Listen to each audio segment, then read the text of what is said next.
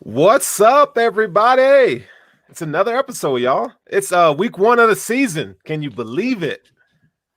Let's go. I'm ready. Man, I'm not gonna get much sleep this week in anticipation of the game on Sunday. Ready to go. It's better than that holiday in December that I dislike so much, but this is opening day, baby. It's the best.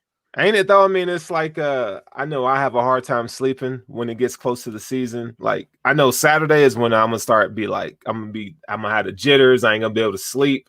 I don't think there's enough drugs or alcohol to keep me from I don't know what I'm gonna do this year, man. I don't know what you guys are talking about. It feels like week 17 out here. We got 3 inches of snow on the ground.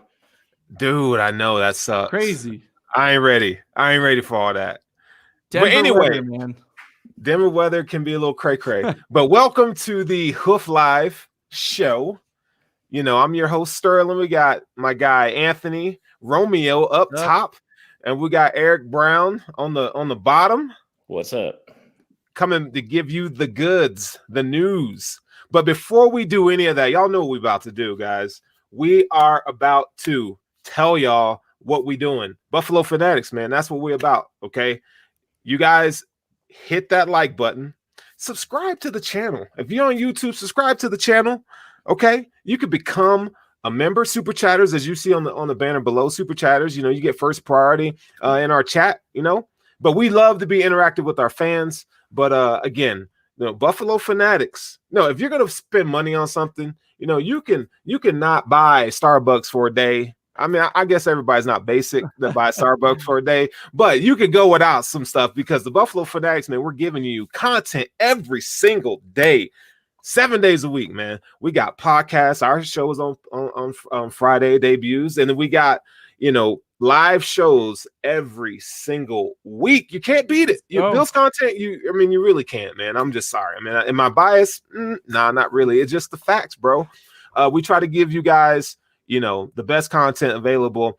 And just so you guys know, they know how they say iron sharp as iron, man. That's what we do in our Buffalo Fanatics team, man. We have a little chat we got going on, and we always talking about all things Bills, and it's just fun, bro. So before we even jump into the show, man, I got to give some shout outs to some of my guys. I don't even know who Jay Sorensen is, but hold up, where Jay at? Jay, what's good, Joker? I can't wait for Sunday. Yeah, let's man. Go. And he's on Facebook too. He's on the Facebook. So we appreciate that. Oh, Dr. Meme is a classic. He says, I need my Lou comics to survive. Sorry, I don't know what y'all talking about in there, but whatever. Shaft Turtle F. I mean, cool, I guess, bro. But Steven Campione, are you part of the mob, my guy? He goes, yo, what's up, guys? How's it going tonight? Yes, sir. We are about to get it in. All right, so check it out. Before we even jump into our topics, man, we want to, you know, our thing is this. Look, we about to hit you with the goods. All right, so we're gonna go. What's popping? You know, what's popping was when we talk about everything NFL around the league that's not necessarily Bills related. So this is where you can get that stuff in. But our first what's popping topic for today, you know, and like I said, my guys don't know what we're gonna talk about. And yes, I know Von Miller is out for the season, so we could start there since he's local here. We can start with Von Miller, and it just came out that Von Miller has a lower leg injury. We don't know what happened. However, my guy's out for the season. What are your thoughts on that? That's a huge loss for them. You know, I feel really bad for Bradley Chubb most of all because, you know, obviously outside of Von, but I thought Bradley Chubb was going to benefit the most from having Von Miller on the field. I thought this defense was finally going to come into their own. They kind of had a new coach last season, a lot of moving parts. I thought this is the year the defense itself puts it together. Still waiting on the quarterback and the offense, but it looks like they're going to be set back now, which hurts. That hurts a ton. Yeah, this Broncos defense was going to be pretty competitive this year, you know, carrying them in some cases when they needed to. Capable and talented. They still are, but Von Miller was everything to that team. I mean, leadership-wise, on the field-wise, the presence you needed. Without him, they're gonna really be knocked down a peg, which is rough. I had the Broncos defense, you know, rated pretty high in my fantasy. They were one of the ones I targeted, not a top 2 or 3 necessarily, but a decent one that'll get you some points. And now without Von, I mean, that changes everything for that team. And that's really rough. They're going to have to win games on their offense, which hasn't looked good in training camp, as we've said. And it probably is going to take a while for them to get going. So we'll see. Definitely a tough loss for that team, though. I feel bad for them. I feel bad for Von. Yeah, dude, it sucks, man. I mean, anytime you see like one of the elite talents, and he's an entertainer on the field. I mean, really, like the dude gets people hype, and he's a locker room leader and stuff. Anytime you see a good guy like that, or anybody with a lower leg injury in that stage of the career, we don't know the severity of it, but man, it sucks, man. So even though he's not on the Bills, man, we say, man, prayers go out to Von Miller and his family, because that sucks, man. In 2020, I mean, just think about it. Like every dude got COVID, and we're not even talking about COVID. And now dude's leg is jacked up. I mean, dude, it freaking sucks, bro. And before we even continue, hoof that like, yo. You got to hoof that like, baby. Man. Can you hoof the like? I mean, look, the comment section in here is blowing up already.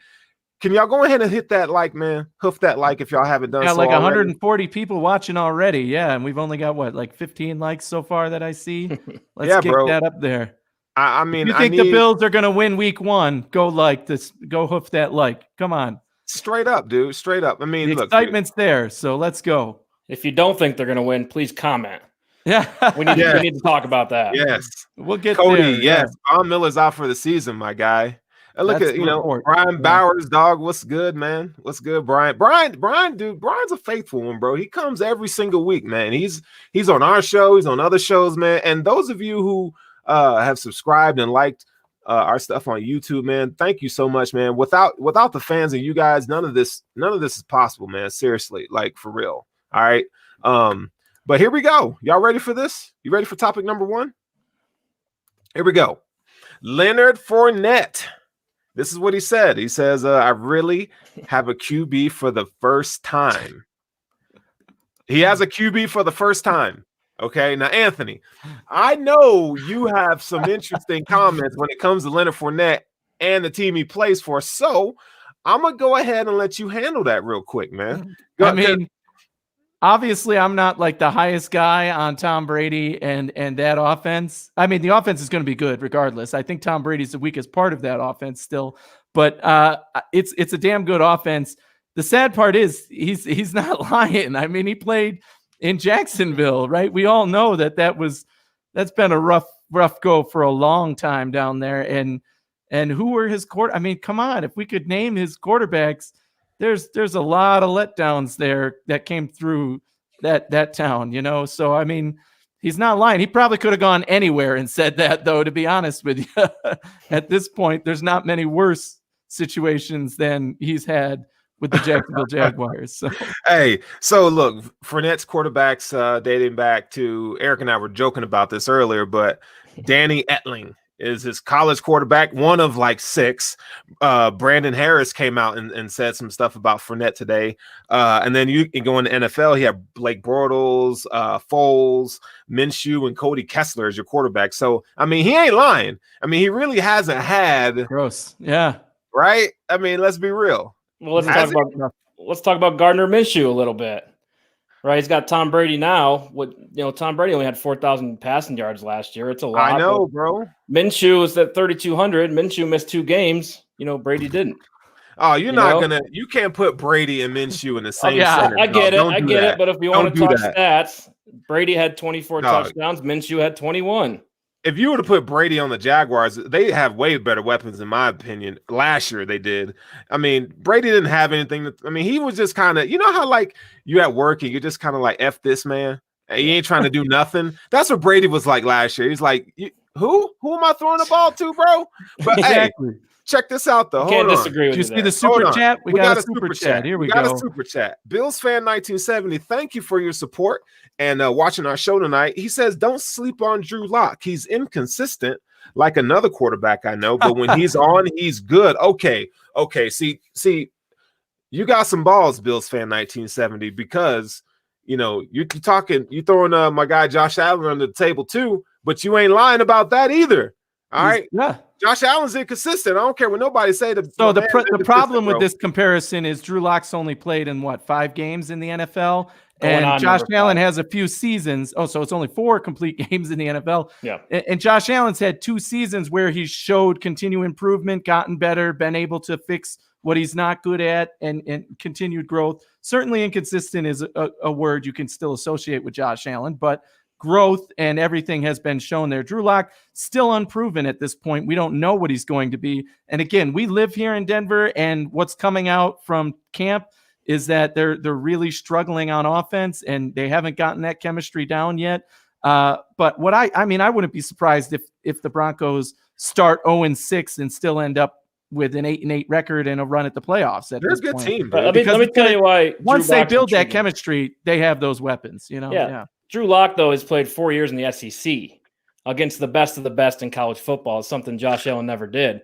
So we were patient with Josh Allen. We're still patient because he came out so raw. I don't think that's the case with Drew Lock. I think having 4 years in the SEC, I think you could expect faster growth, more rapid growth. He should be hitting his ceiling here in the next year, in my opinion, his first 16. And, I think the guy can sling it. He had some good plays last year. Yeah. The only thing he has going for him is he wasn't drafted top 10 like Josh. No, okay. And to go with that, the guy played well at times, man. And it does help that he had some good receivers to throw to and tight ends to throw to. I mean, they do have a complete offense. I mean, their line is a little shaky, but you know what, man, for people, giving Drew Lock the business, saying that he sucks and this and that, because I mean, let's be honest, John Elway hasn't done a good job of drafting quarterbacks, right? And he shot his shot, right? And he hasn't really had one till now. So, man, let's just hope the NFL is better when there's always a new up and coming quarterback. So let's hope that's the guy. I mean, obviously we want Josh Allen first, but man, we're gonna show love to where it's to where it's out there, man. Drew Lock also has weapons. Like I just said, man, Drew Lock has. He's loaded up.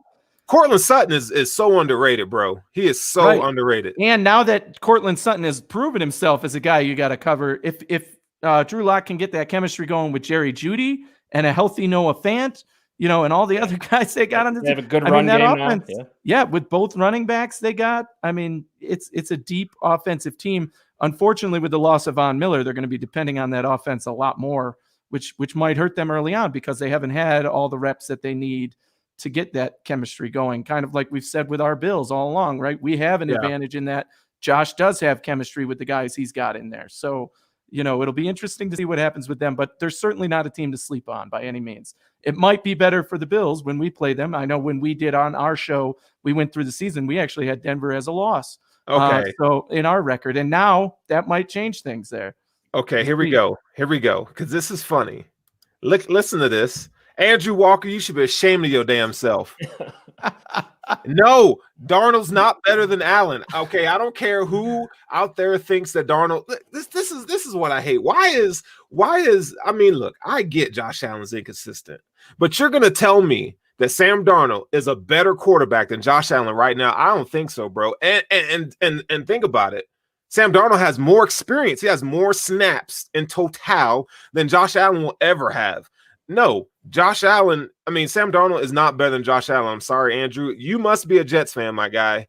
You must be a Jets fan. Anyway, am I crazy for thinking that? I mean, I get he's more polished, but he's not better. Come on now. Well, quarterbacks ride or die with the team, and unfortunately, I think Josh Allen's on the better team. I don't think we have to get too much into that argument. Yes. But let's not forget that Sam Darnold is the youngest quarterback to ever start a game week 1. What Elliot just said right there was spot on. Darnold was better than Allen coming into the draft. Certainly. Sure. He's more talented. He was ready to go on day one. Everybody knew Josh Allen was a project and Sam Darnold was the guy who was ready. Well, if we've seen the most of Sam Darnold, I'm not that excited about it. And I think most of us know that we haven't seen the most that Josh Allen can do, the best he can do. So, I mean, right now, I would definitely take Josh Allen over Sam Darnold at this point. Yeah, Darnold's got to fix his turnover issues.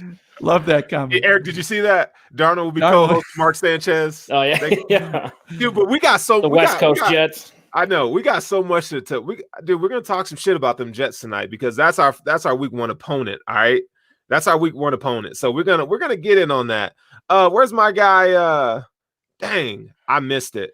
Because look, man, you guys are still blowing up the comments, and it's hilarious. Keep it coming. I even saw some Odell Beckham poop comments that are hilarious. I don't know if kids are watching, but that's what Odell is into these days. Apparently, that's the word on the street, according to some other outlet. I'm not even gonna mention their name on the show, but apparently he likes to be pooped on. Okay, I like Odell Beckham. Whatever. If you do, please just get some toilet paper, some wipes, some air freshener. Do that, and you're good, bro. Not that I've done it before. I'm just saying, like, if from Here's an a outside comment. perspective. Here's a comment. Put Darnold on the Bills, he would be better. I agree that if the Bills had drafted Sam Darnold and ended up with him, remember the Jets jumped over us in that draft and kind of one up the Bills in a way. The Bills were expected to trade up. The Jets kind of came out of nowhere, took that third pick before the Bills traded for it, and knew that they had the pick of the guy they wanted. They took Darnold. We ended up with Allen wherever he was on the board or not. But yeah, Darnold, if he were drafted by the Bills, we've had this conversation on our show before, definitely would be in a much better situation than he is with the Jets. Yeah, I don't know, Anthony, because Josh Allen's had 2 interceptions in the last 12 games.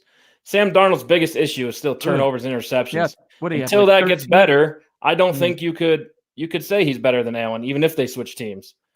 I mean, I think Darnold has the higher upside, but I mean, they're pretty neck and neck as far as upside goes. Certainly in college, Darnold had the better coaching and training and everything. And now it's the opposite, I think.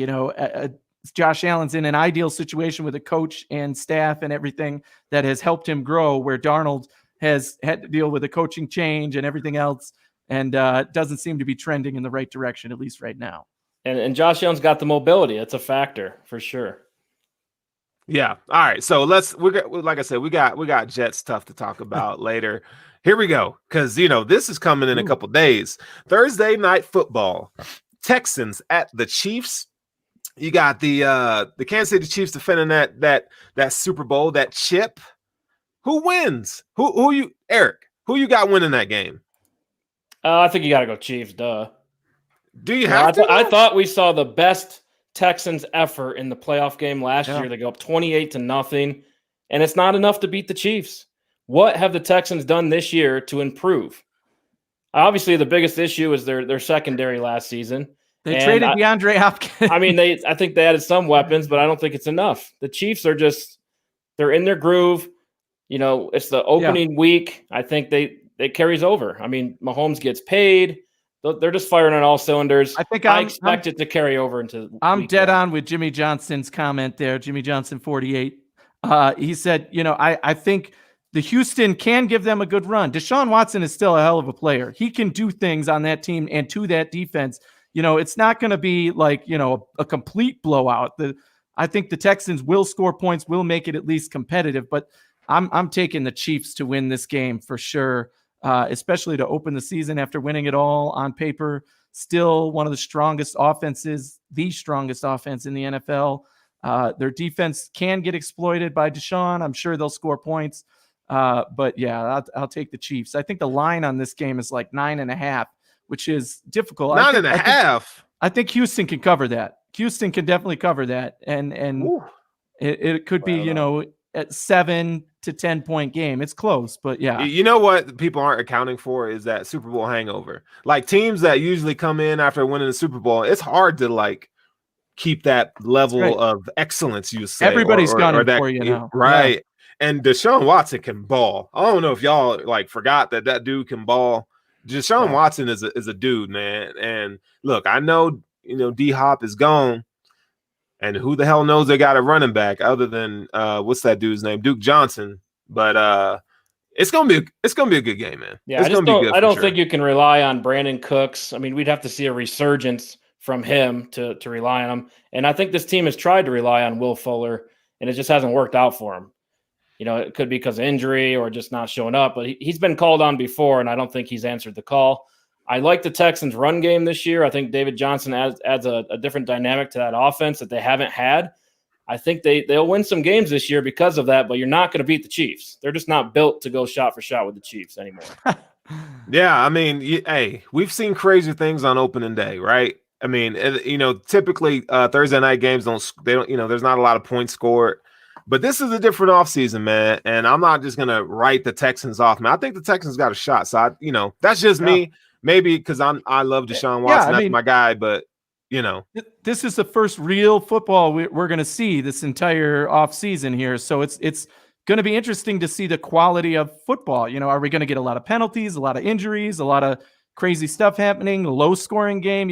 It's definitely going to set the bar for what our expectations are going into Sunday, and that'll be interesting to see for the whole league.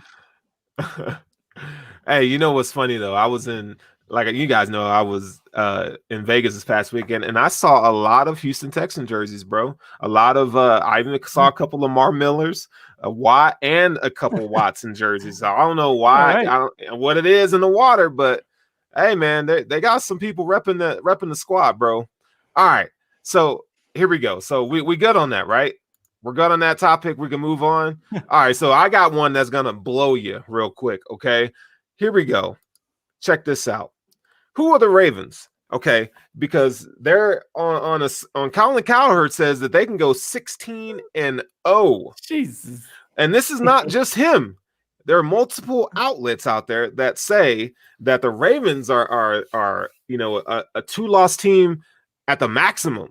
I mean, like, are we crowning the Ravens the kings of the AFC? Like, did we not see what Lamar Jackson's done in 2 playoff games? Did we not know that Lamar Jackson can't throw outside the numbers? I mean, he's MVP, but like 16-0? This is ridiculous. This is the most ridiculous take I think I've heard all offseason. Literally.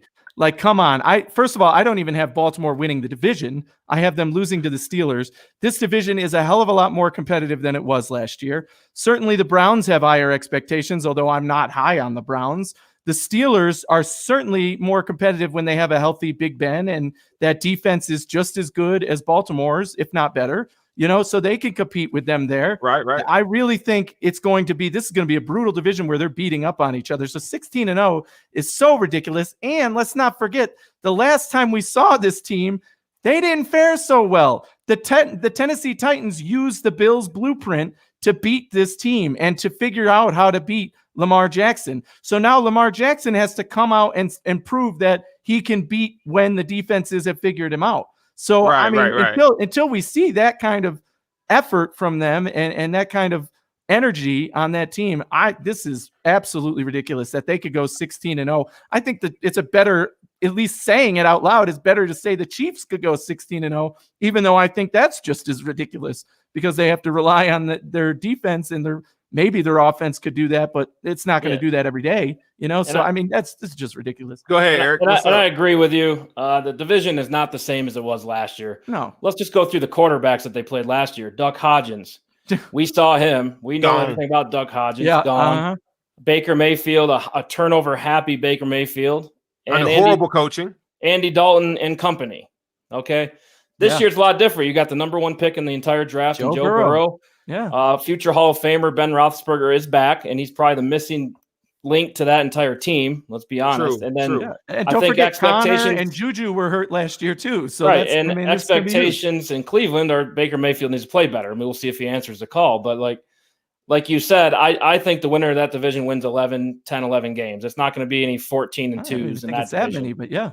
No. Not to mention they lost to Cleveland last year and they lost to Kansas City. Both of them are on the schedule, obviously, this season. So, I don't see it. Overall, outside the division, the schedule's a little easier, but there's still some tough games on there at New England versus Kansas City on Monday night. Yeah, so all 3 teams got stronger. Don't sleep on Joe Burrow and Cincinnati. I think that they're going to beat the teams in this division. They could all go 1-1 against each other. It's possible. So, you never know. You never know. But Colin got us talking about it. So. Yeah, of course. That's a hot take. It's 16-0. That's a little crazy, though. Yeah, okay. That's a little crazy even for the fanboys out there, right? Ugly. When Anthony says the Bills go 16-0, nobody talks about it. Oh, let's not get on Anthony's fandom. 12-4. Let's be honest here. I'm not going. He's modest tonight, y'all. It's the suit. He must not have the suit pants on. He must just have the top on. That's why he's still got the pants on. But 12-4 has been my prediction since the end of last season. So I'm sticking to it. All right, here we go. Inside Slant, y'all know what time it is. This is where we talk about our Bills topics, anything related to the Bills. We have a few topics we're going to get kick-started, right? So here's our Bills topic, fellas. All right, here we go. Biggest surprise from the final 53. Now, there was some surprises in there. And if someone says that linebacker, what's that dude's name? I don't even know his name. Delshon, dude. Sterling. I gotta knock us for a second here because we did our defensive preview and we went through talking about who we thought was going to make the 53. Eric was out that show that we did linebackers, but you and I were going through, and I said, "Oh, and Delshon Phillips is on the roster," and your response was, "I don't even know who that is. He's not going to make it." And I just acknowledged that and moved on. So both of us are like, "Oh, okay, dead ass wrong on that tape." Weren't we? Well, I'm wrong a lot, and I don't Definitely care. Came out who of is nowhere, Delshon Phillips? Can anyone tell me who Delshon Phillips is? He's out of Illinois. I mean, we certainly noticed it now. I listened to a lot of 53-man projections by all of the talking heads from Buffalo Bills. Nobody had Delshon Phillips making the roster. So he, I think, is the one that shocked the world making the roster. So hold on. And certainly a good job by the Bills. And before we get to you, Eric, hold on. I got to address this because my guy, that's Fra. He says, Anthony, where do you watch the Bills games here at Denver? So I'm going to answer that question for everybody. So we watch the games at XDO. We are part of the Colorado Bills backers. That's what we rep here locally. Dude, we have like the biggest Buffalo Bills following in Denver. We have usually over 500 participants that comes to our place. We moved this year to XDO Event Center. If you go to Colorado Bills backers Facebook, you can reserve a seat. But yeah, man, it's popping. I mean, and the production value is going to be out of this world this year. We're always giving stuff away. It's a good time. We got Buffalo style food. I mean, a lot of Buffalo people that live out here in Denver. And you're looking at the pregame show, guys, for right there at the Colorado Bills backers at the XDO Event Center. We're going to do the pregame show at the XDO Event Center every week. We're pretty excited about that. It's all COVID friendly right now. You have to get reserved seating and stay there. But over the years, watching games here in Denver, there's so many Bills fans here that this is my second favorite place to watch a Bills game and experience a Bills game to being at the stadium on game day. And it's truly an amazing experience. It's awesome here. And if you haven't already, smash that freaking like, man. I swear to God, if you don't hit that like button, all right, please hit the like button. And thank you for watching the show. But yo, we thrive on likes. Okay. I get hype when there's likes. All right. Give me some likes, man. I need some more likes. I need it. Okay. All right, Eric, back to you. Who the hell is Delshon Phillips? I know you mentioned that he dude's from Illinois. I still don't. Yeah. But come on. I mean, I don't know so much. I know he's with Atlanta last year on the practice squad, I believe, and he's out of Illinois. That's about it. Everybody compliments his athleticism. We'll see him on the field sometime at some point. If we watch the preseason, we probably know a lot more, I'll be honest. But I'm going to go with my biggest surprise and say Jake Fromm for me. I thought for sure this team would go 2 quarterbacks, kick one to the practice squad. And it was surprising that Jake Fromm actually made it, in my opinion, because of the COVID year. But it tells you what they think of him. And I think the way they played this was really telling. Okay. They're pretty high on Jake Fromm as far as being a guy who can contribute to the quarterback room, in my opinion. They cut Davis Webb, allowed him to clear waivers, put him on the practice squad. And I thought that was very telling to what they think of Jake Fromm. And it was also well played. You didn't have to risk giving up a guy like Jake Fromm. Did I not call that? Him and Reggie Gilliam? Yeah. Did I not call that? Surprising, though. Reggie Gilliam, I've been on that train. Reggie Gilliam from day one. That's my guy. I said from day one I wanted to make the roster. I'm so excited for him. I mean, he's proved it, right? And I just saw his tape and what kind of guy is. He's huge. He's athletic. Man, am I excited to see him on game day. And he's not going to be in a huge number of plays, obviously, at his position playing fullback / tight end. But, man, he can be a dynamic player and do something exciting on that field when he's there. I'm definitely excited for that. You didn't think he'd be a tight end, though, did you? No, he was a fullback at first, but they switched him to tight end. Position, Makes sense, but now he's both. He's both. Okay. There's technically no fullback on the roster. The Bills put DeMarco on IR, and then just today had an injury settlement with him. I don't know what the details are of that, and if that gives us any more cap space or not. But with that, there's no fullback listed on the roster, but we know it's Gilliam. Sean, I agree with you. Stash Allen is coming for you if you don't smash that like button. That's hilarious. Josh Allen's mustache, bro. Does he not look like Adam Morrison's love child with that damn thing? It looks horrible, dude. I'm sorry, dude. That junk looks terrible, bro. Josh, I hope he cuts that off, because I don't think, he ain't getting no play with that mustache, bro. That junk looks terrible. But yeah, so back to Reggie Gilliam. Yeah, he'd play fullback, but he's versatile. He's a classic H-back. He can catch, he can run. Yeah. He really can do anything. Yeah, the Bills were very high on Gilliam, and it shows that. The guy made the 53, and they got your boy, what's his name? You're half. What? I'm gonna catch a pass in the playoff game on a DJ Yeldon. No, not Yeldon. Four running backs. Nobody predicted four running backs. DeMarco is going deep in the playoffs for the win. Yeah, I'd much rather have Gilliam on that play, because I think he can make it. I don't know why DeMarco was ever doing that. Don't think he could ever make that play in his life. But yeah, certainly Gilliam is an upgrade athletically from Don't DeMarco. he though? Freddie Mercury, swear to God, dude. With that stash, he does kind of look like it. I'm telling you, dog, it's terrible, oh, man. Boy, Josh ain't getting no play with that, man. He ain't getting no. Oh, look, somebody went on the history route, bro. He said, "Look, Allen getting played even with a Hitler stash." You like Josh Allen in shorts, I know you do, bro. Just like most men won't admit they like Josh Allen in shorts, Travis. But anyway, I'm telling you right now, his girlfriend looks at him and goes, "Bruh, if you don't take your ass back in that bathroom and cut that shit off, you ain't getting nothing today. I don't care how much money you're worth." Anyway, yes, sir. Bills 1970. Yes, you were right about Gilliam too. Yes. Let's go. You look at Patrick DeMarco, and shit, like Anthony, you can line up at fullback and be better than DeMarco. I believe it. DeMarco's taken a big dip since he was signed from the Falcons, bro. So I'm kind of over the DeMarco experiment. Oh, exactly. He's a captain on the team. He had a leadership role. McDermott always spoke really highly of him. Yeah. If he didn't get injured, it's hard to tell if he would make the team or not. Well, with the injury to Tommy Sweeney, you kept Lee Smith, and I think Lee Smith brings you all of that plus more. So, that leadership quality. Bring it on. It had to end at some point. So bring it. Look, stash mob. Look, bring it. It's terrible. I'm sorry. You know what? I would prefer Josh Allen. If you got a mullet too, just go big, bro. That's all I'm saying. Go big or go home with that. All right, next up. Here we go. Some good news. Take away Trey's contract. Let me tell you, God. Dude, was that not the best interview response that you ever heard from an athlete? God. Not LeBron James. It's personal to Bills fans, right? To Buffalo. He's such a Buffalo guy. He embodies what we love. He's a hard worker who just wants to earn what he deserves and help his family. And he's so blue collar, he's so down to earth. I love Trey. I got to tell you guys, I was out of town this weekend in South Dakota on a camping trip when the 53 came out, and I'm trying to get one bar of service, and I'm calling my brother like, dude, tell me the 53, text me what's going on. I don't know what's up here. And the first thing he texts me is Trey White extension, $70 million.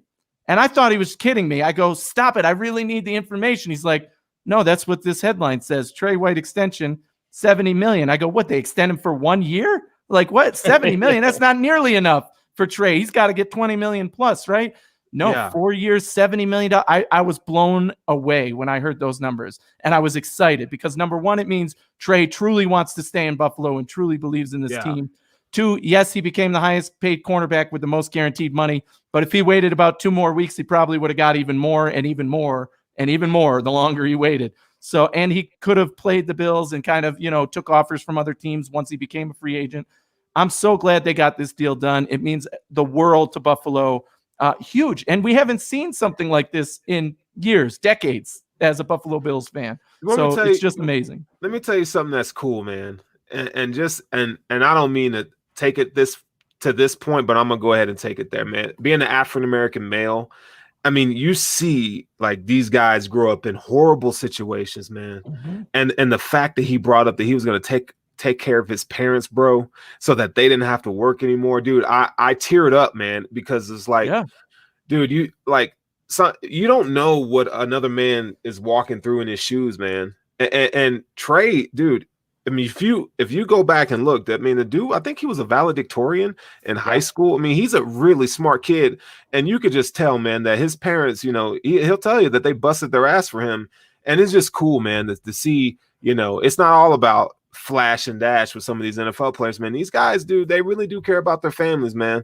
And Deshaun Watson is another guy, man, that like really takes care of his own, man. So I always, my heart always goes out to people like that who gives back to the community. I just thought that was real cool. And the fact that Trey, like you guys are saying, Trey fits Buffalo, man. Like there is not a fan base better than the Bills. When there is something, look at the Andy Dalton thing, bro. How we all poured money into his foundation, man, for getting us to the playoffs.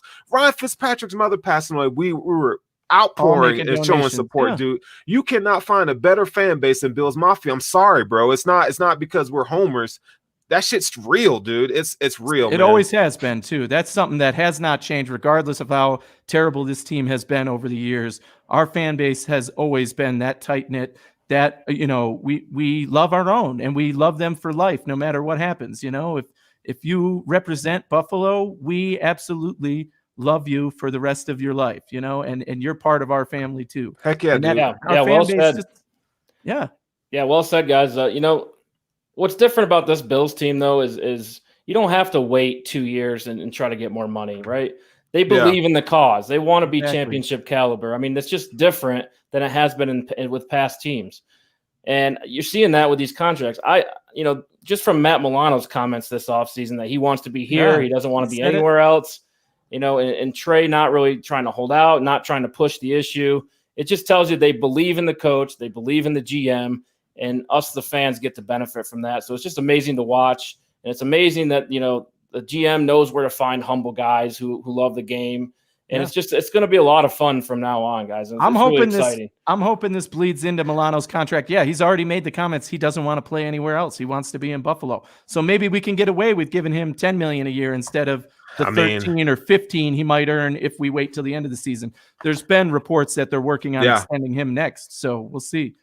Yeah, we'll see. I mean, we've never had a competent front office ever. I mean, since Marv Levy and those guys, Bill Polian, this is the first time we've had and it's not just organization top to bottom that makes sense. Exceptional. It's top of the NFL. I mean, this didn't just shock Buffalo. This shocked the NFL world that the Bills signed the best corner in the NFL, Trey White, to this type of contract. And it just shows a lot about what this team means and how far we've come and the leadership we have. Bean and McDermott, the players want to be here. Bean knows he's got the brain to work the situation, the salary cap, the players that fit this team and this culture, drafting. I mean, he's been at the top of the league as a GM, and he's proven that even more this year. All right. Go ahead, Eric. I expect, Brandon Bean to be extended. I think the end of the GM year is the draft. So it's not the same timeline as a coach, right? Usually the draft is when you see GMs get extended. Yeah. Just wanted to point that. I saw a comment down there. So. We'll see. So check it out. So here we go. Now we can get to that Jets talk because Jets outlook week 1, baby. It's a season opener. The Bills are playing the Jets at home in Buffalo. No fans. Okay. And I mean, do we always have to open the season with the Jets, bro? I guess 2 years running. Is it 2 or 3 years running? 2 years running that we open the season with the Jets. Look, man, dude, I got some stuff to say, and we're going to get into that. But before we even get into anything you or me or, somebody in the chat, bro, is just talking mad shit to me. Okay? Look, Benjamin, you got a Josh Allen avatar, bro. Benjamin Rombach says the Jets have a better wide receiver core, but Bills got better O-line. How do the Jets can someone out there tell me how the Jets have a better wide receiver core than the Bills? I don't understand. They got Chris Hogan, man. Dude, 7-Eleven. 7-Eleven. Yeah. He's just That's trolling what they call us. that, man? 7-Eleven's been out of business for about 3 years. Just trolling us there. Dude, he's trolling us, bro. What they got? Denzel Mims, a rookie who's not even as good as Gabriel Davis, who's our 4th receiver. I mean, what? Dog, they got Perriman, who's been injured all year and just emerged last year as a guy after many years in the league. He's their number 1. What? How about Braxton Berrios? No. Hey, that sounds. Coach Hey, loves dog, him. hold up. Hey, Benjamin been drinking that cocaine lace. Something, man. Something heavy. That's hilarious. Heavy. Hey, my guy. I mean, we're not trying to hate on you, bro, but hey, people in the comments are on you, dog. Stay off the weed. He's talking back, dude. Look, hey, I'm just saying, man. Braxton Berrios sounds like a bowl of damn Captain Crunch, bro. Can we not do that right now? Well, he had a career high 6 receptions last year. I mean, that's something. I know. I don't see it. I don't see it. But back to the Jets, man. I would totally, like, I swear to God, dude. Who do the Jets have on their offensive line? Can somebody tell me? Because outside of Mekhi Becton, who's a rookie, Alex Lewis is okay. Connor McGovern, Greg Van Roten, and George Fant. That's your offense. Hold up. That's what you're trotting out on week 1? It's not pretty. Hey, Mekhi Becton's a beast. Sure, but he's a rookie. He's never a rookie. faced an NFL. They're going to go right in first play of the game on offense. What do you think they're going to do? They're going to bring 2 guys, go right in his face and knock him on the ground because he's a rookie, and that's what you can do. You'd be lined up against Jerry Hughes. It's just he's going to knock him right over, man. It's unbelievable. He will be a problem in the future. For sure. That's a great long term. But game 1? Yeah. No, he's not Orlando. Not as a rookie. We can't talk like my guy's Orlando Pace or something. He ain't Orlando Pace. He's carrying that offensive line. So I mean, it's not pretty. Not pretty. Yeah, against our defense. That's all I got though. He's a freak athlete and he's big. That's all I got. Wait a second. So if look, if my guy Darnold is seeing ghosts now, what the hell is he going to be seeing on Sunday? Because we're gonna have to get something else that he's gonna be. He's gonna be seeing stars. That's what he's gonna be seeing around his head. Little birdies tweeting around his head. Man, I was looking at the. He might get sacked 7 times in that game. Seriously, I mean, if I'm worried about him getting hurt in that game. Hey, they're counting on you, dog. Yo, Anthony, look, and before we get going, Anthony, you shut your mouth right now when I'm talking to you. Listen, if y'all don't know this by now, and this is a legend, and I'm starting the legend of Anthony, okay? Because Anthony has a Bills tramp stamp, and he does not want he hates when I talk about it. Get out of here, He hates when we talk about it. It's all red. Yeah, he gets all red. Right. It's red. Kind of like Odell and his poop. Anthony doesn't want to show his secret fandom. I honestly wish I had. I wish I had a Bills tattoo. It's in the works. I've never been inked in my life. I want tattoos. Lying. I don't have any. He's lying. But if I did, I'd be the first damn person to own it and tell it right here because I wouldn't not. People, Anthony, people love you and embrace you, bro. It's a champ stamp, baby. It's a champ stamp. And when the Bills win the Super Bowl, you have to put the year on it, bro. Yeah. Established in what? 2018, right? Hey, I'm picking the Bills to go all the way because it's there. So I'm not going to even agree that if they win, I would do that because there's no way I would do that. But I will get a Bills tattoo at some point in my life, but it will not be on my lower back. Hey, my guy Rick James, tramp stamp, bitch. Hell yeah. Look, Anthony, it's okay, man. I know, your wife may be watching. She doesn't want you to give out the bedroom secrets, but it's okay. All right. Anyway, Anthony's tramp stamp for 1,000. You think Anthony gets worked up now? Just wait till next Tuesday after there's a game. That was Let's go. If I still have a voice, we'll see. Hopefully, I'll be able to talk. I mean, I've almost called the cops on him a few times. I ain't gonna lie. Dude, my guy gets hyped. Yo, Anthony's the loudest person in the bar. Right. I'm telling you, bro. It's sometimes we have to tell him, dude, give him another shot so he shut the hell up because this guy he's on another level. So okay, so let's break down this Jet stuff, man. Okay, we'll give our prediction of the game at the end of the show for this game. But what do you, if you were Adam Gase, which I mean he's rich, so what the hell does he care? Is that what he said one day? Bro, what are you what are you doing? How do you attack the Bills? Like, what do you guys think? I mean, you look at the depth chart. I mean, there's some big time holes there. They lack depth, they lack starting ability. Unless these guys play out of their mind. I mean, we're starting on the offensive side. If the Jets are on the offensive side of the ball, I think the first thing they have to be planning for is throwing at the number 2 cornerback. And I've said that in the offseason. You know, they're not going to throw at Trey White.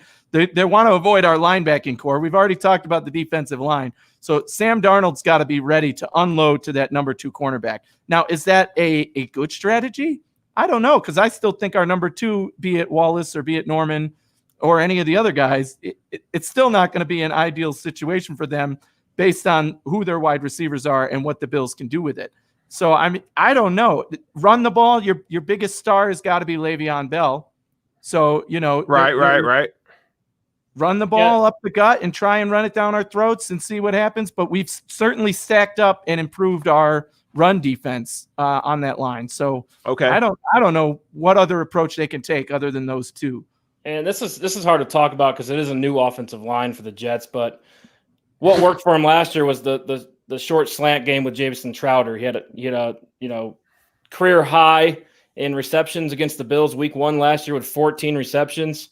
I mean, he's obviously going to be a target in this game because they really don't have any other options. I mean, Chris Hogan, I think, can come in and play, but your guy Josh Dotson, who you probably had plans for, opts out. Denzel Mims, I hear, is banged up. I mean, it's got to be Crowder. You know, career high in receptions last year for him. He led the team in receiving yards. I think the Bills got to focus on Crowder and then obviously screen plays with Le'Veon Bell. You know, I'm not sure if this team is athletic up front.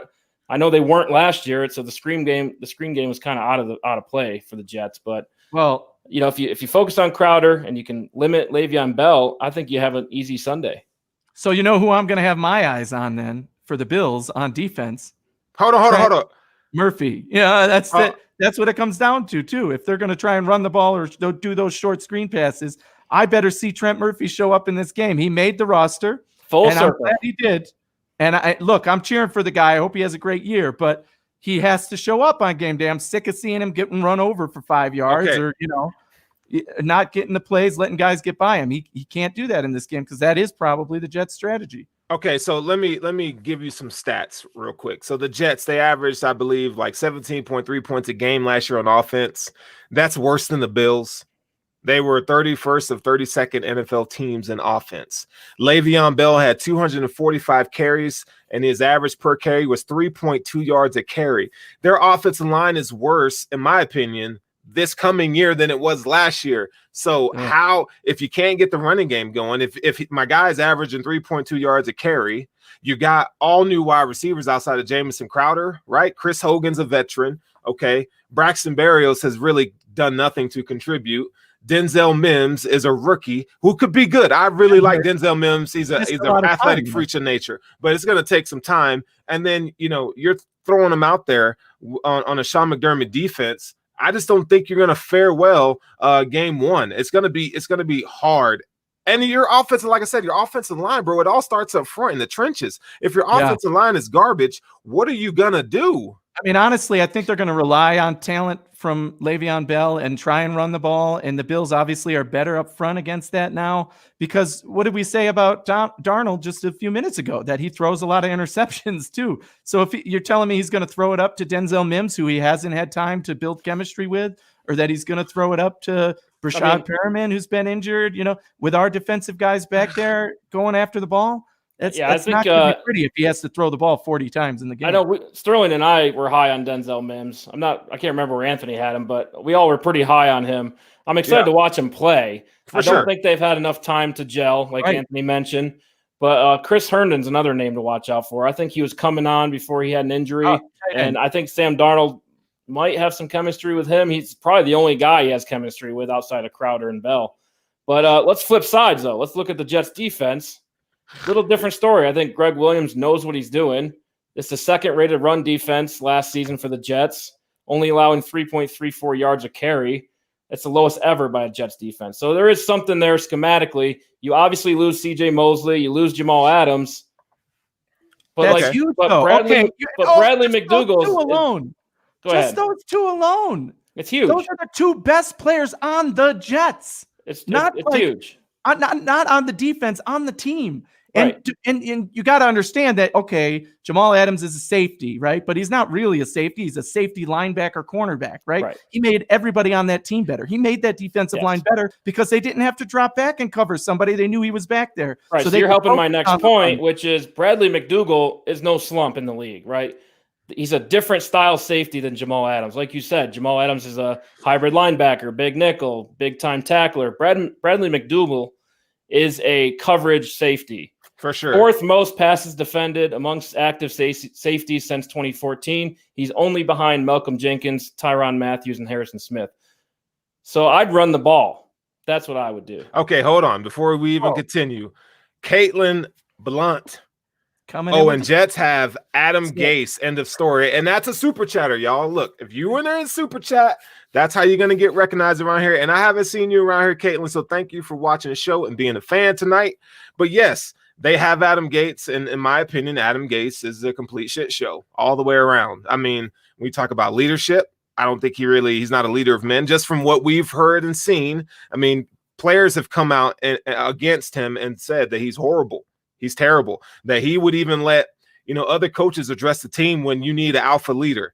And that's not an endorsing sign when you're the head guy, right? That other coaches have to come out and do your job because you're in La La Land somewhere, bro. With the star players too. I mean, we already talked about Jamal Adams. He left town and he had a lot of terrible things to say about Gase. And now with Le'Veon Bell too, saying that, he was injured, and Le'Veon Bell said, no, it wasn't. And it's like, okay, well, we're getting two different stories here. They don't even talk to each other. They're not communicating.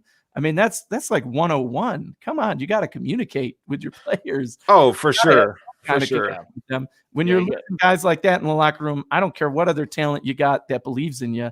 You can't. You're not going to win very many. If the players don't believe in the coach, you can't set a foundation for the organization. And who knows, though? This might start with the ownership. We don't know. But for sure, here's what I do know. They have a competent GM now. Okay. And the players are still complaining about the coach. The GM has to move on from Gase at the end of the season or midseason. Okay. And they have to. Yeah. So then they just might. Wouldn't your own Brian Dable be the head candidate in your mind for, because what he's going to do with Josh Allen this year. Josh Allen, we think, is going to be an MVP conversation, right?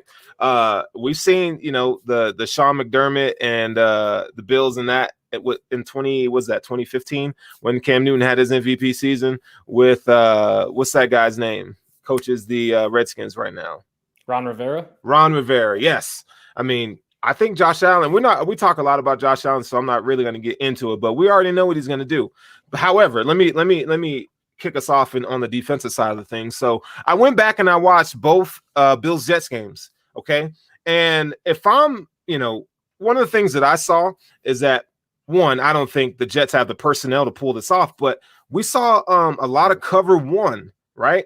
Cover one zone. So basically, when they were in cover one zone, Josh Allen used crossers.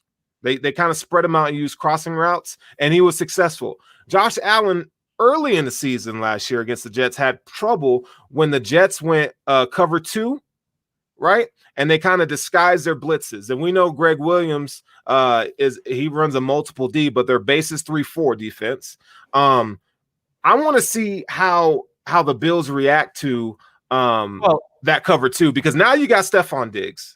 I think that changes it a lot, right? And now John Brown was king of comebacks. So if you're going to sit there and play that zone, I need Dawson Knox to have a big game. I need Devin Singletary, which we're going to talk about him in a little bit. Devin Singletary and Zach Moss need to have big games here, because if Josh Allen can just read the defense, go through his reads, get rid of the ball quick, we're good. But if he sits back there and he looks around, I'm not sure what kind of defense they're going to come out with, because their personnel has changed hugely. You could do cover one when you got guys like Mosley and Adams out there. Can they still get away with that? Do they still have the personnel at linebacker, at safety, at cornerback even? I don't know. I think that if they do that, Josh Allen can exploit them now, because he's not trying to avoid a CJ Mosley or a Jamal Adams. We got a couple things we got to address here. Look, my guy Rico. What's up, Rico? He says, gentlemen, I drafted both Devin Singletary and Zach Moss. Great move or not? How many Bills players is acceptable to have on your team? In the starting lineup, one. And that's iffy. Okay, I still don't believe. Look, and I just said Josh Allen's part of the MVP conversation, but dude, I've shitted the bed on some fantasy teams because I was being a homer and I put Buffalo Bills in the start lineup, and it's just something that I will never do again. Well, I guess I did in our BF league. My limit in fantasy, I'd say, is 4, but I'll qualify it this way: if you draft Josh Allen, I'm a huge fan in fantasy of quarterback wide receiver connection. So if I'm drafting Josh Allen, then I'm drafting one of the receivers. Either it's Diggs or Beasley or John Brown.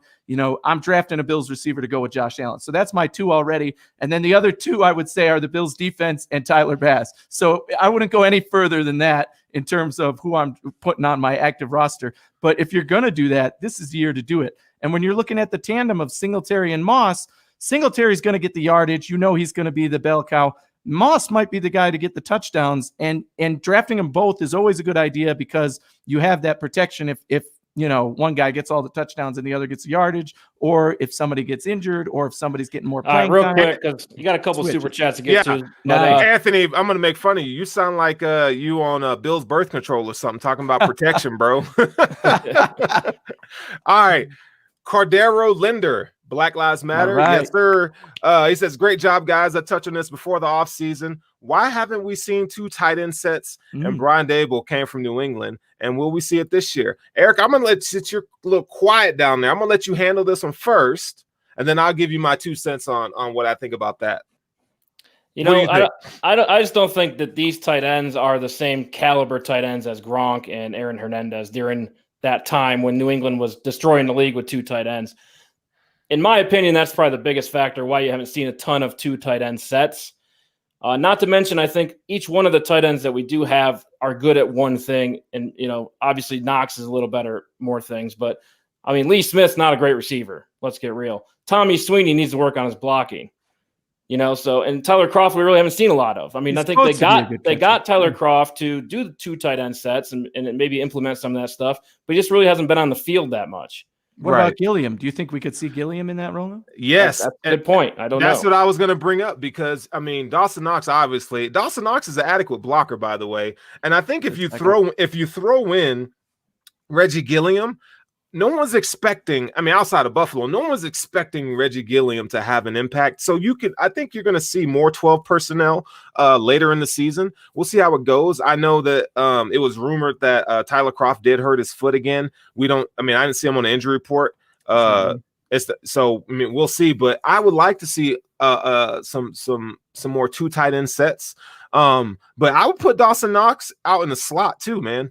And then you can have, Gilliam or Kroft kind of on that line, or Lee Smith even, because, I know people hate Lee Smith, but he is that 6 offensive lineman. So, yeah, I want to see 2 tight end sets. But to your point, Eric, the Bills haven't shown that they've been capable of running that double tight end sets that New England used to destroy the league. I like the versatility of having these guys on the roster now. They were hoping Kroft could be that guy who's a actual pass-catching tight end, basically, along with Lee Smith, who's your blocking tight end. Now you got Reggie Gilliam. I'd love to see, 3 tight ends lined up on one side with Devin Singletary or Zach Moss out there. You don't know if we're going to run it or pass it on that play. You're probably lining up like we're going to run the ball because that's what it looks like. But we could still run routes with 2 of those 3 guys and see what happens. So I would love to see. What I love most about this offense right now is it's crazy versatile, and we could see anything happen. Now, let's hope that Dable doesn't get too crazy with his play calling, because we've seen him do that before. On like 3rd and 2, he runs the craziest play in the playbook rather than just trying to get the 2 yards. But, let's hope we do see some creativity with what we got. All right, Joshua. Thank you, bro. Joshua Thornton comes in with the super chat. I'm not even going to do Rico Bing Biggity Bing, but y'all already know what it is. He says, what's up, y'all here showing some love. Let's go, Bills. We take the Jets 31-17. What, Anthony, my guy Joshua just set you up for like a home run, bro. Go ahead and just take this one away. I ain't even going to say nothing, Eric. You be quiet. Let's let the fans come in. Let's let Anthony go 100-0 here. Let's hear it, dude. What was the question? What are you saying? Here we go. He's saying He says the Bills take the Jets 31-17. Oh. What do you think about that? You want me to give my score prediction then? Okay. I want you to give it. I think that's great. Number one, my minimum expectation is that the Bills score over 30 points. I do not want to see anything less than 30 points. I don't want to see 28 and punt. I don't want to see, giving up in the third quarter because we're up by 28-0 or whatever it may be. No, we need to make a statement. We've said all off season, everybody there has said we need to score points. Well, let's do it. We're making a statement to the NFL that this Bills team is legitimate on offense. We already know the defense is legitimate, but on offense. So 31 points, that meets my criteria. My prediction is 35, but I will go with 31. That's perfect. 17 points, that's a little much for this Bills defense, especially against this Jets offense that doesn't seem quite ready for opening day at this point in real games in the season here. I'm going as low as 3 points. So my final score is 35-3 Buffalo. And it certainly could happen. And I wouldn't be surprised if the Jets don't even score a touchdown in this game. So that's 300 yards rushing by Josh Allen too, Anthony. 300 yards passing. I hope. I hope this is his first 300-yard passing game. All right, here we go. We got look. The super chats are coming in strong right now, yo. I'm telling you. Look, my guy Maston Park says Jets fans are the worst. They are so delusional, especially when it comes down to Allen versus Darnold. That boy, Maston, you telling the damn truth, man. I'm telling you. You telling the truth. You ain't no lies detected here, my guy. You damn Tell him right. about that. Tell him about your tweet today, Sterling. I absolutely loved it. I retweeted it myself about the Jets fans before week 1.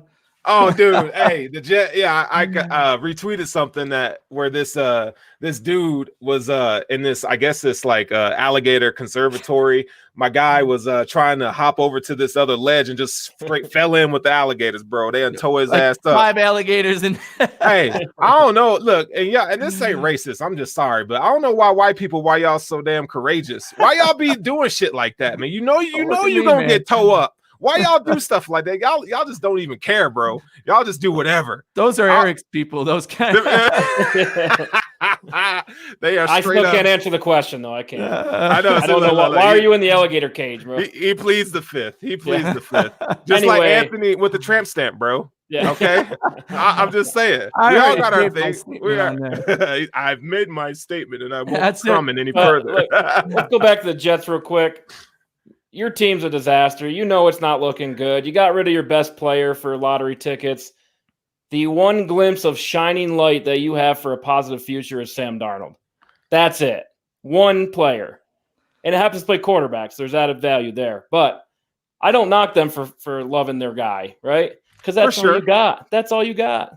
That's like when we had Brian Mormon. We were just like, dude, Brian Mormon's I remember that. He was best players in the league. Yeah, I had a Tyrod Taylor prayer There was candle. a player on the Bills who was the best in the league, and we meant it, and he was. So it worked. I would get mad, and the first thing I would do is just look at that Brian Mormon 98 rating overall, be like, damn, we got a good punter. Right. Heck yeah. And then I would have to beef up all my other players to be like 90s, bro, to even having a Hey, good don't team. lie now. We all had EJ Manuel jerseys. All of us. And before we get to the super chat, my lovely wife, y'all see her right there, fangirling on moi. There she is. Okay, if the Bills make it to the Super Bowl, you need a champ stamp too. Are you kidding me? Wait, you're my wife. You cannot be coming on here with that mess, woman. Thank you. Do I need to take? You know what? Let's go. You know what? Get upstairs in the bedroom. I'm gonna take care of that when I get off this pod.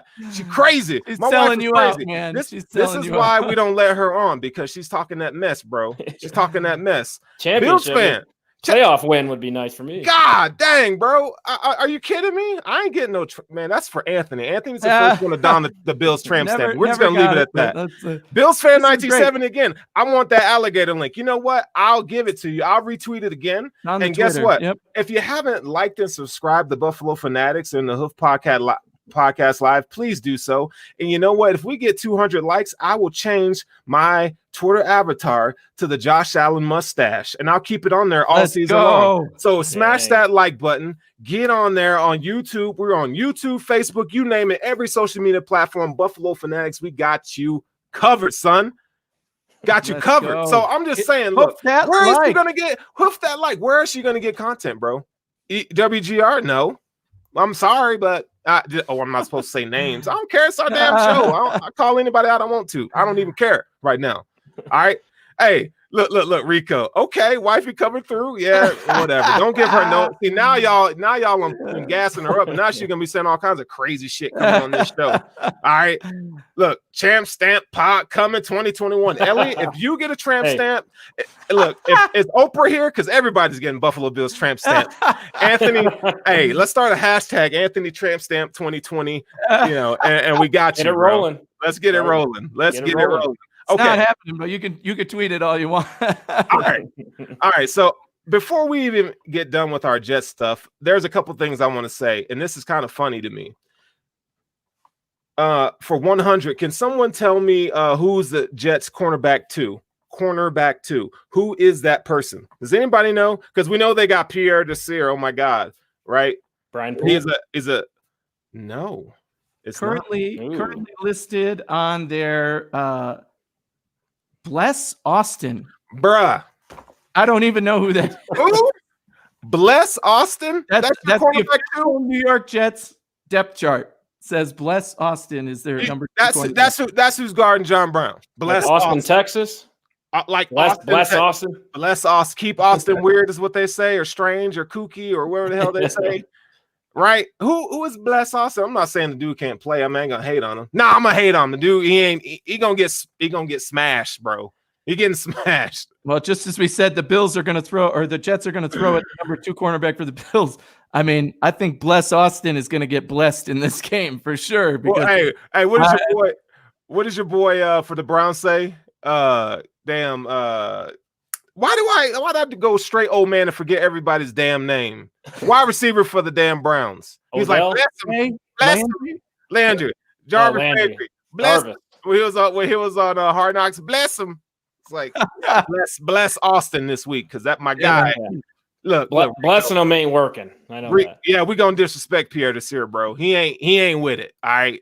1 year, $5 million contract. You're rich, but he ain't doing shit on coming Sunday. Off career highs last year in Indy. And he's the number one guy. That's great. 3 interceptions, 11 pass deflections. It's something. Yeah, I mean, I ain't giving him no credit, bro. Certainly, I give him no credit.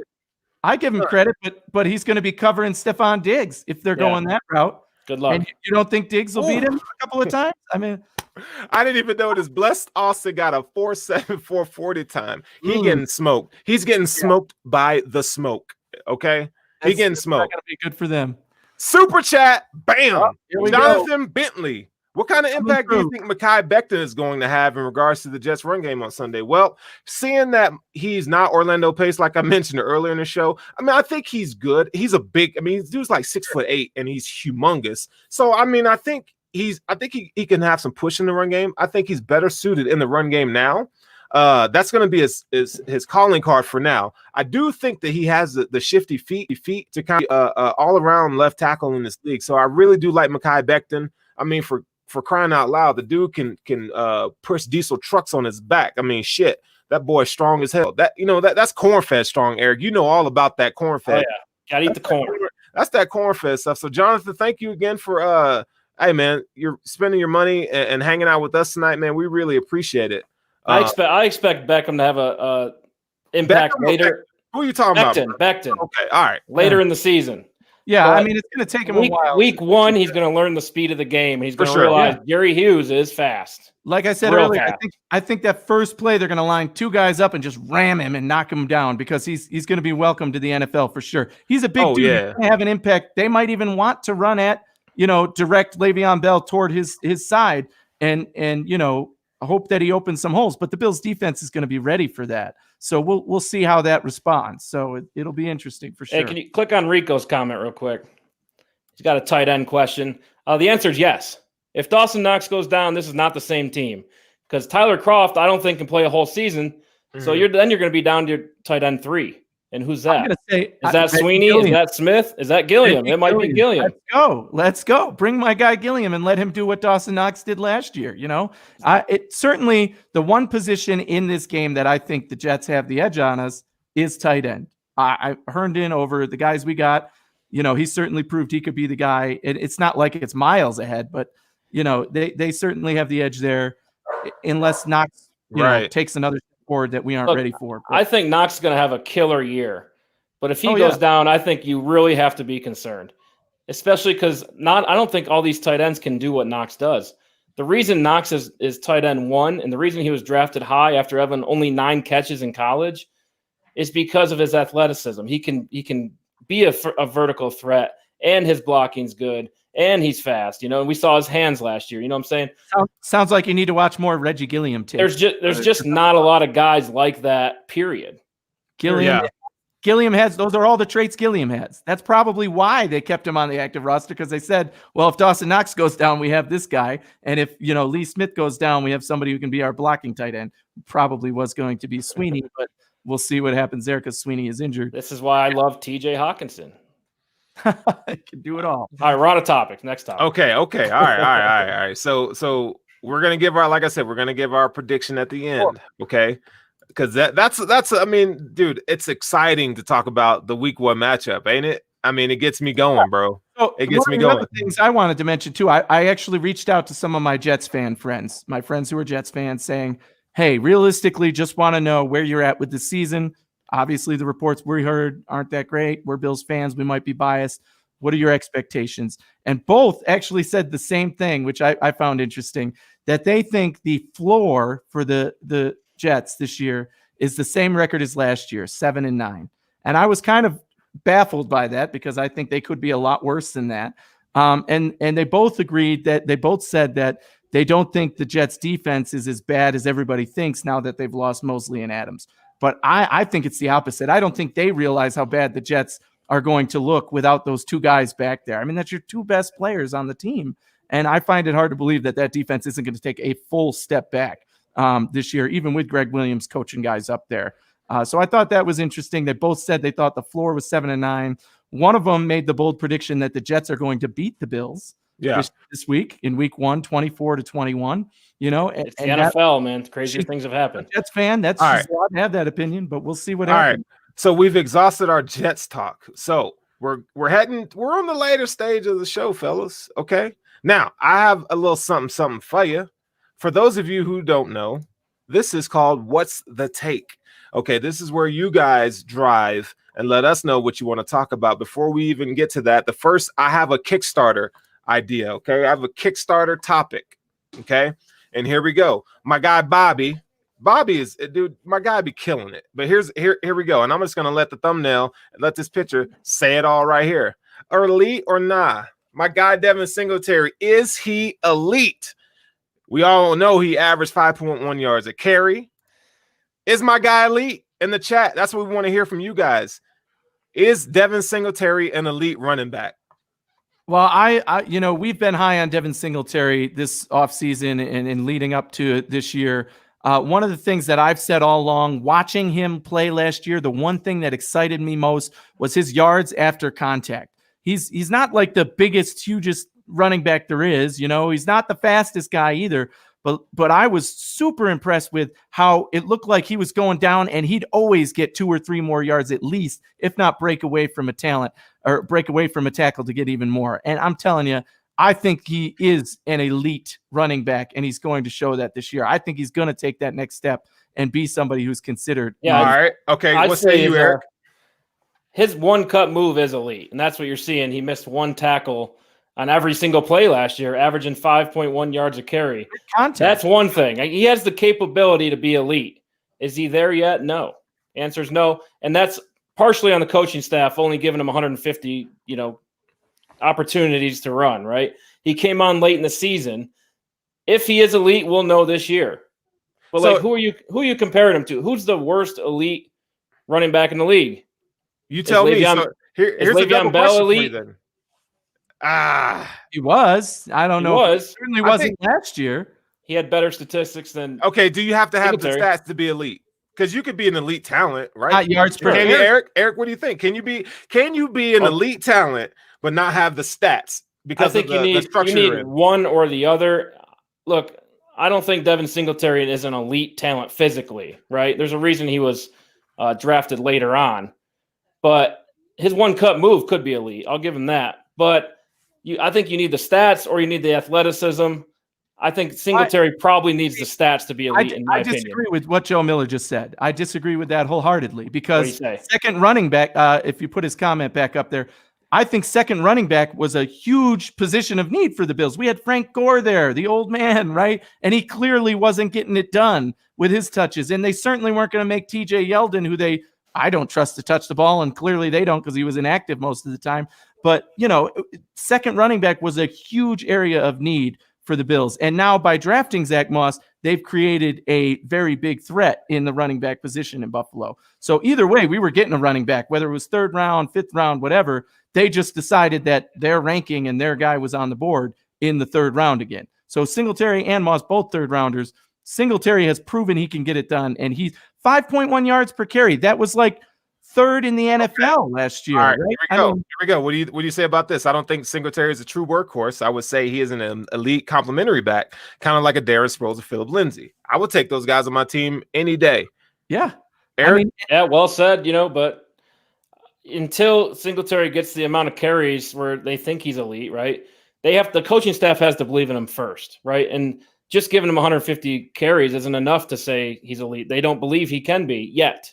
That might change this year. And they had Frank Gore, who they were trying to help teach the rookie what to do, basically, right? Now they do trust Devin Singletary. We all expect that he'll get the majority of the carries against the Jets week 1, and at least in the beginning part of the season. And Zach Moss will get his touches, and if he explodes and shows he's even better than Singletary, then he might end up getting more touches too. But that doesn't make Singletary any less elite at what he does. If he's still averaging 5.1 yards a carry, one of the top in the NFL last year, and probably will be this year if he maintains that, right. I think he can do better than that this year. We had this conversation pre-show. Is it scheme why he's getting 5.1 yards a carry, or is it talent? And I think it's a mixture, right? He has the talent. You saw him break the tackles. For sure. But they were also putting him in great positions. So I think there's going to be a telling this year because there's a lot of film on Singletary out there now. Teams will know how to play him. They'll know what to look for. And then we'll see how he reacts. The argument against that is teams that are the two running backs who were above him in carries were Derrick Henry and Raheem Mostert in San Francisco. Both of those guys have teams that are built to run the ball, right? Elite offensive lines, running powerhouses, both have elite skill sets as runners. That scheme-wise, they're better developed than the Bills are to run the ball like that, especially last year. I mean, the offensive line took a big leap forward, but nobody was saying the Bills were a top 5 offensive line, whereas San Francisco and Tennessee can be in that conversation. So, also, real quick, I think Elliot brings up a great point. Go ahead, put it up chat here. That's your job. This one right here. Okay. Eliteness, right? It's hard to do when Moss and Allen are going to take all your red zone opportunities, and that's so true. Singletary had 2 touchdowns rushing last season, 2 receiving. Allen had 9, and I don't think he's not going to slow that down at all. I mean, Josh Allen's proven that he's a red zone threat, and no one's been able to stop him yet. So I don't see him just starting to hand the ball off more. I think are we talking fantasy or are we talking real games? If we're talking fantasy, then sure, then maybe you don't think Devin Singletary is elite because he's not going to get enough touchdowns. But if we're talking football and play on the field, I don't care how many touchdowns he has. Give him 0 touchdowns. Well, can we say he's a good running back or a really good running back? Elite, I think you got to put the whole thing together, in my opinion. No, you just have to have the skill set necessary at the position. If this man averages 5.1 yards plus per carry for the season this year as the primary carrier, he is an elite back. There's nobody that can take that away from him. Is Kareem Hunt elite? 0 touchdowns. 5.1 yards per carry, 0 touchdowns with as many carries as he's going to get this year is elite. Now, I don't hold on. 0 touchdowns. Answer that question, Anthony. Is Kareem Hunt elite? Is Kareem Hunt elite? He certainly was when he was the primary guy. Yes. Is he now? Are you kidding me? So he's capable of being elite. He's just not there because he's on the bench. Well, a lot of other issues with him too, because he had the off the field issues that demoted his value to the teams. And now he is a second guy. He's not the first guy, but he certainly still is considered an elite talent, right? He could be the number 1 on another team and still be a great guy, but he's not going to get the ball as much as Singletary is. I think the word elite is for the precious field. There's only 5 elite backs in the league, in my opinion. You can say he's really good or even great. Elite's a different category, in my opinion. And you know what? You're right on that. But I think Devin Singletary can be elite. I mean, I think, see, here's the deal. I think just because, Dable and the Bills' offensive scheme is, would you say, balanced? I would say it's more of a balanced approach. They go based off of matchups. Definitely. Just because, I mean, the dude was a rookie last year, and I know running back's the easiest position to come into the league, but that doesn't mean there could be a philosophy change. And Stephon Diggs and players being in the system and scheme another year is only going to help. And we saw in the playoff game, you got to feed Motor. Motor is the engine of the offense. I'm sorry, bro. Yes. Until Josh Allen takes that next step, which we all hope and he does this year, there is no reason why Motor can't be elite. I think he has elite vision and balance. You can't, and no one in the chat can argue with me on that. You can't argue with me on that. Elite vision and balance. I think vision, that makes balance, running back. Per carry. How many stats do you need to be considered elite? I mean, where else are you going with this? I don't know. There's some Zach Moss love. Eric, so okay. So Eric, what do you think of Zach Moss then? I think Zach Moss is going to be a really good RB2. Like we saw Frank Gore last year and how important that role to this team is. That's Zach Moss year one. If he outproduces that, maybe they give him more carries, but I think he gets the short yardage game. He'll get goal line, and I think he can do more out of the backfield. So, I think they all complement each other, and we've talked about this 100 times, but Josh Allen is a huge part. He takes a huge chunk out of the carries, right, because he runs the ball a lot of quarterback runs, and they're really effective. So, yeah, I think it's a three-headed monster with those 3 guys. I don't think it's necessarily going to be a single workhorse. And my question would be, how do you consider them elite? Because we've already talked about his vision, his movement, his yards after catch or yards after contact. I mean, all of those things make him elite in my mind. So he could be elite. You got to put it on the field, though. Yeah. And in my opinion, that's stats, right? Christian McCaffrey, 287 rushes last year. Almost 2,000 all scrimmage yards. Singletary he had like 900 or something like that. Yeah, but he has less touches. You got to put it all together. 5.1 yards per carry. Do the math. We just talked about yards per carry? Devin Singletary or Christian McCaffrey?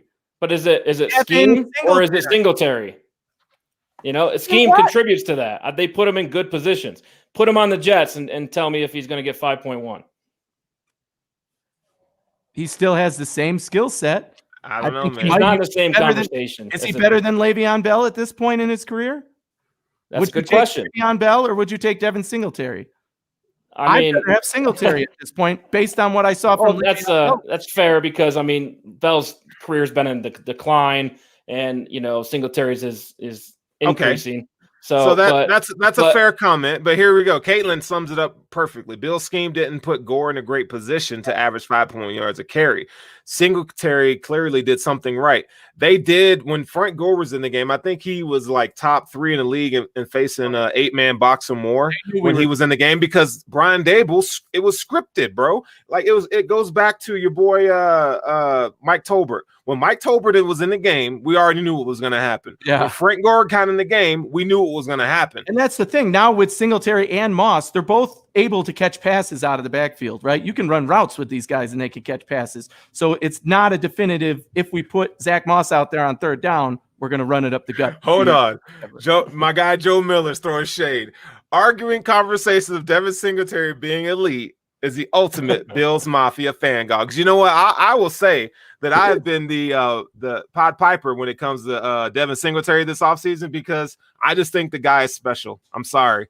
And that's me. That's probably Bills Mafia fan gog because I think we all have our favorite Bills roster player, and mine's is Devin Singletary. I really do think he's elite. I just love running backs. I love the way he plays, man. So thank you, Joe, for that. I think we saw the traits that Singletary does have, some elite traits, but you got to put it all together, and we haven't seen it yet. And that doesn't mean he can't do it. Why haven't we? When the guy got more than 10 touches a game, we won. When the guy, that was the problem last year. In the games we lost, we said, what happened? Well, we didn't give Devin Singletary the ball enough. That's what happened. I mean, you made the playoffs, so whatever they did worked. Hold on. This is hilarious. You can say the same thing about Shady McCoy. Okay, that's true. That's very true. Look. Someone drug test Anthony right away. How dare you say Devin over Le'Veon? So shame on you, Chris Brown Jr. We called you Chris Brown Jr., my guy. You don't think Devin Singletary is going to have a better season than Le'Veon Bell this year? Dude, the Jets line is terrible. It's terrible. Yeah. Le'Veon Bell is going to be better than Le'Veon Bell. Le'Veon Bell is an elite, talented running back. Yes. I mean, he has my guy can catch the ball in the backfield. He has his own signature move, dude. That stutter step and how he kind of dances in the hole and then he bursts. I mean, dude, Le'Veon Bell's a complete package, right? Devin Singletary he's good. He's going to have to, like Eric says, he's going to have to prove it. The Jets had the worst scheme for their running back. Their running back. That's not Le'Veon's fault. He signed that damn contract. Exactly. That's the Jets' dysfunctional ass. But don't tell me right now you'd rather have Le'Veon over Devin Singletary this year. Singletary's definitely going to have the better year. My fandom says no. I'd rather have my fandom says I would rather have Devin Singletary. But when you look at the X's and O's and you watch the film, I mean, bro, Le'Veon's good, man. I'm sorry, but dude, Le'Veon's good, but this Le'Veon is not the same. 3 years ago, because he sat the year. Yeah, but I guess Le'Veon averaged 3.2 yards a carry last year. Had the lowest amount of carries in his whole career, lowest rushing touchdowns in his whole career. Longest run of the season was 13 yards. I mean, that's not the Le'Veon we know, and that's the Jets' fault. Yeah, and I don't want that guy on my team. We'll go back to old Le'Veon. Singletary doesn't compare. All right. Not yet. Okay. All right. So let's get off this train for a minute. Okay. Like I said, we're going back. What's the take, y'all? What's the take? So in the chats, in the comment section, man, please keep it coming. This is where we want to hear what you guys got to say for the last 5 minutes of the show. Ask any question. We're gonna do our best to get on it. Okay. And they dogging you in here in the chat, Anthony. It's about time. They're always giving you love, dog. Everybody's agreeing with Eric tonight, and that's cool. That's dope. Hey, Eric getting a little love tonight. It's about time because you guys have been ganging up on me for like 3 weeks. Oh my gosh! Now you ruined it. Here you go, real quick. McCaffrey, Saquon Barkley, definitely. I think Nick Chubb. Okay, who am I missing here? Who else do we have? I did say Fournette last week. I'm going to go ahead and say that was a bad take. Okay, Fournette's not in that top 5 conversation, in my opinion. Henry. Right? I think Dalvin Cook, absolutely. Dalvin Cook, number 4. I like Dalvin Cook a lot, and I think you got to go Derrick Henry, even though he's getting older in age. He's still carrying the team, dude. Derrick Henry's last year. I mean, yeah, it changes a lot though, because we were talking Todd Gurley 2 years ago. We were talking Melvin Gordon. Sure. It changes so rapidly. But I think this year it's those 5 guys. Oh, you're missing Alvin Kamara too. He's good, one of those guys coming off an injury, but yeah, I think he can be. He's on the team that Ezekiel Elliott. Ooh, I forgot about him. I'd probably put him above Henry, honestly. Yeah. Okay, here we go. Yep. Would you consider Diggs an elite wide receiver? Yeah. And that's Gordon. This is the first we've heard from you, man. Thank you for commenting in here and watching the show, bro. Is Diggs an elite wide receiver? Because people kind of rank him outside the top 10 in terms of wide receivers. I think there's a lot that goes into that conversation of an elite wide receiver. He's an elite deep threat. Yes. He's an elite route runner. Route running. I was going to say pristine route running. Some might say he's the best in the NFL at route running. Yeah, right? I can't remember. I saw a tweet the other day that said he's the best route runner in the AFC right now. Yeah. So, I mean, you got to. Because all the other wide receivers were traded. They all in the NFC, dog. I'll take it. At least in Minnesota, he always had Thielen on the other side. But now he's got John Brown. Is that step down from them? I mean, I don't know, but Diggs is definitely the number 1 guy in Buffalo. So now he's going to get the chance to show if he's truly elite. I got a good one. Certainly elite with his footwork, watching his tape, the way he works out, the way he can run routes. I mean, this guy is certainly elite at that level, and he's shown and proven that he's definitely that. Is Josh Allen the best quarterback Stephon Diggs has ever had? Yeah. Think about it. Case Keenum, Kirk Cousins. I mean, the Kirk Cousins thing. Cousins good. He's good. His deep ball's elite. Allen are about on the same level at this point, I'd say. Cousins is Sam Bradford was another one. So, I mean, Allen's got to be up there. And from what we talk about and having real MVP expectations for Allen, I think he could easily step into that role and be the best quarterback that, Stephon Diggs has ever had. Which means he's better than Cousins, basically, is that conversation. But all right, look, Will you support hashtag Stash Allen movement if we beat the New York Jets by 14 or more? It's going to take more than 14 points because we're gonna score 14 in the first quarter. Yeah. So they score 50 points. Hell yes. Okay, yeah, for sure. I'm here with a stash if the Bills score 50 points. Put it on me, baby, because I'm telling you, if the Bills actually come out and make that statement, let's go. I'll carry that stash and wear it proudly. Here we go. Adam Shepard. Do we have the top overall defense this year, and do we have a top 10 offense? Ooh, that's a good one. Eric, start us off. Ooh, man. Top 3 passing defense the last, is it 3 years? I know 2 guaranteed. Yeah. 3 years in a row. Under McDermott. I mean, top defense is tough because you do have the Baltimores of the world. You know, there's some other good ones. Tennessee with Clowney now is definitely in the conversation. But as far as continuity goes, if I had to put money on who would be the best defense in the AFC, I would go Bills. You have the continuity with the coaching, the players, the works. I think Tremaine Edmonds is another year smarter, another year faster. I don't see how you can say that they're not in at least top 3 conversation. Obviously, you need luck to go on your side. You need the turnovers, right? And not to mention the best point is the AFC is like one of the weaker divisions, I would say, the AFC East. Because Brady's gone, the Patriots are crumbling. Right. I mean, you got Adam Gase and the Dolphins. We don't know what they are, but like the Bills have a great, even better chance to be number 1 just because of that.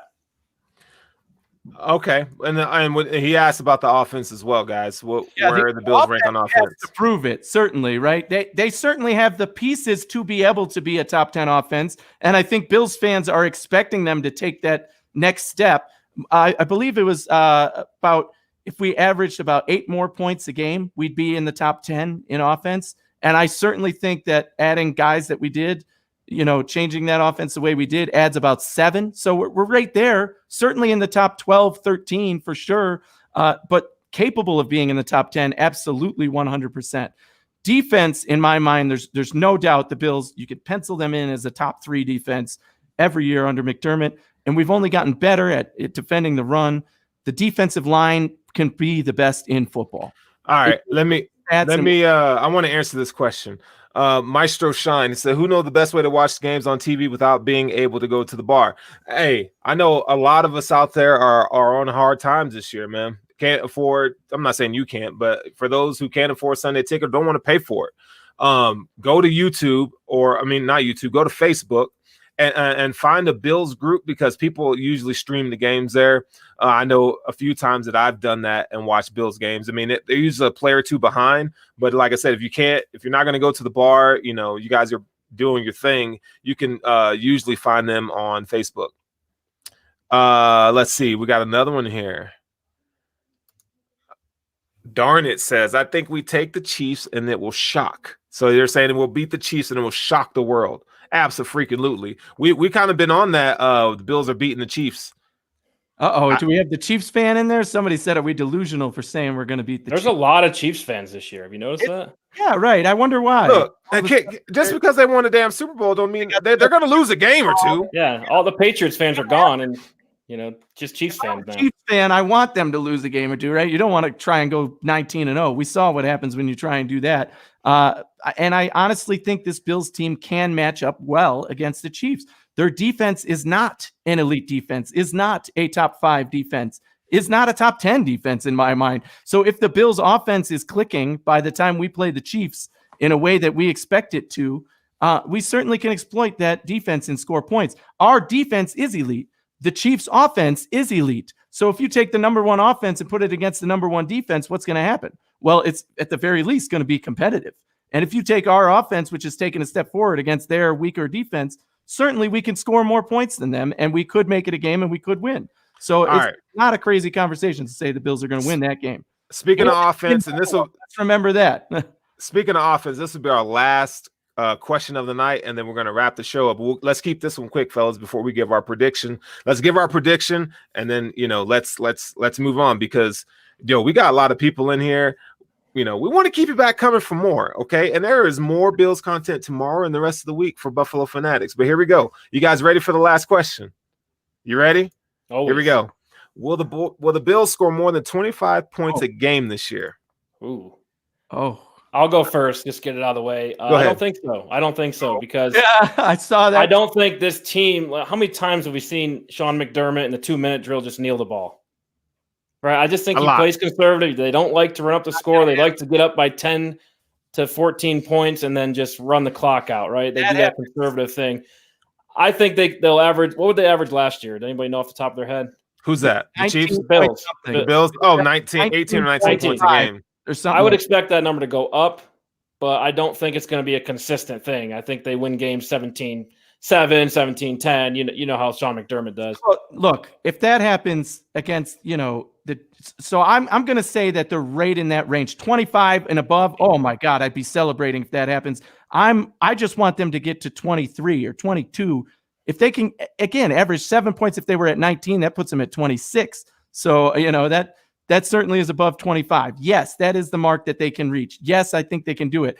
And let me tell you, just hearing Eric say what he said about Coach McDermott playing conservatively had me steaming over here, because if I see that this year, I swear to God, I will personally talk to Sean McDermott and get to him somehow and say, what the hell is going on here? And stop lying, all right? Because if that happens, Sean McDermott's the biggest liar in the NFL. Don't come out here and tell me you want to score points. Don't make these moves and then play conservative freaking football. All right. So I don't want to see that. That's some bullshit. Straight up. Anthony talking about putting that man in the corner. And I don't even care if we go and timeout. What if it's going to timeout? Let's say we go 6-0, right? I'm still going to be pissed off if he's doing that. Don't win a game by 7 points just because you have a lead in the third quarter and you can. No. What if it's 3rd and 20 and he throws a screenplay to Gilliam? Offense is to score.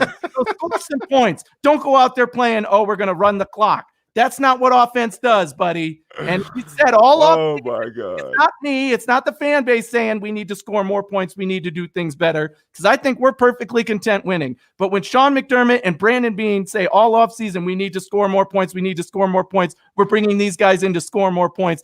If he plays conservative on Sunday and tries not to score more points, he's a damn liar. And I just don't see that happening. All right. So I think it's going to come against him if he tries to do that. Okay. Speaking of points, fellas, and we're going to wrap it up here. Eric, go first. Give me your score, your prediction for this week's game. I think I said last week 15-0 Bills. Okay. 15-0. Damn. Rookie kicker. He's going to get 5 goals. 5 field goals? I don't even know how, but 15 comes to mind. Okay. Hey, Eric is a conservative one, so we'll go with that. Anthony, shoot. 35-3 was my score prediction. 35-3. I'm gonna go 32-13. The Bills are gonna get 32 points. 32-13. They should smoke them. Over 30 is the minimum bar. That's Everyone hilarious. hates 15. That's hilarious. We might sound the same, but let me tell you, Chris Brown never gets animated. He's a very even, cool guy, and that is where we differ for sure. Obviously, the anti-Chris Brown. Okay, we finally got a name for you. The anti-Chris Brown. All right, fellas. Well, you guys have been fantastic, and thank you. Hey, for all the fans, the super chats. Look, Facebook, Twitter, let's go. YouTube. However you've been watching the show tonight, man. We appreciate it, and like I said. This isn't possible without you guys' support, man. The fans repping Buffalo Fanatics, dude. Buffalo Fanatics is on the come up. If you guys didn't already know, and they've been on the ascension for a long time. But man, the roster that we have now, we got guys that are bringing the heat. I mean, you look in the comments. I mean, our guys, we support each other, man, and that's what a team is. Just like the Bills, baby. We got this. But hey, it's week 1. Have a drink. Have some water, whatever you do to get loose, get ready, because look, man, we got a big ass game this weekend. We got a big season ahead of us, and you're going to be locked in with the Hoof podcast live all year long. So thank you so much for coming out and chilling with us. And we'll just go ahead and say it, man. We out of here. Go Bills. Later.